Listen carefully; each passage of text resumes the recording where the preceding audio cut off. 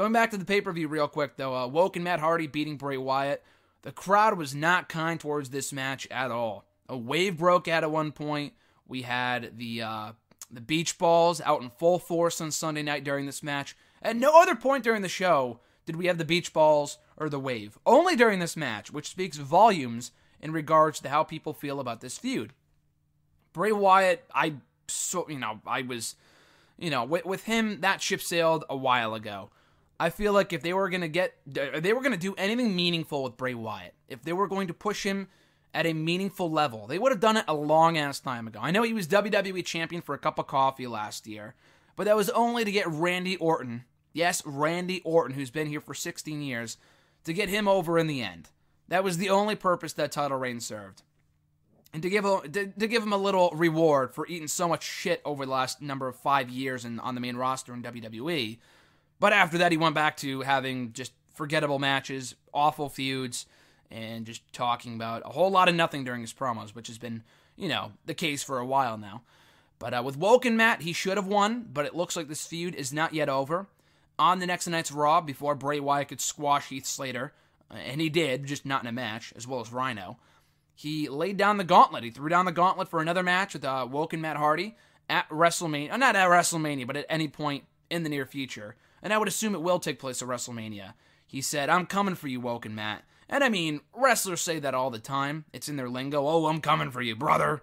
But, it could mean that he's going to the Hardy compound. Which, as we talked about last week here on the show with Colin, might be what this feud desperately needs to be salvaged.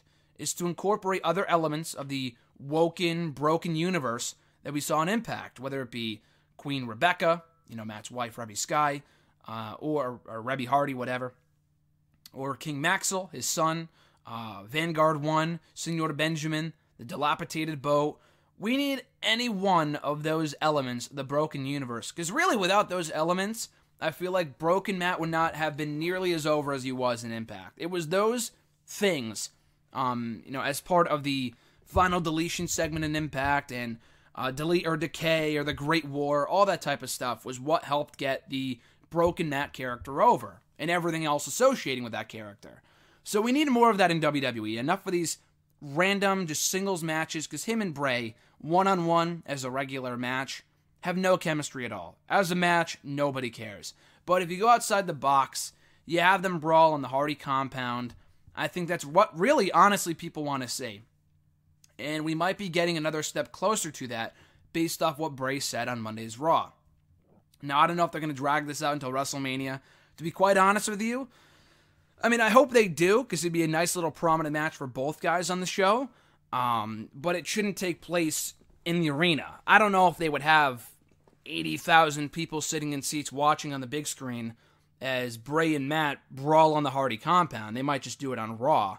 But then again, they did it with Goldust and Roddy Piper at WrestleMania 12. It was a different time back then, but they could do it if they wanted to. And I think it'd be something different. It gets both guys on the card in a meaningful match. And they've dragged the feud out this long, so you might as well wait until WrestleMania to blow it off at this point. I would still have Woken Matt win. I think he has a much bigger upside at this point than Bray Wyatt does.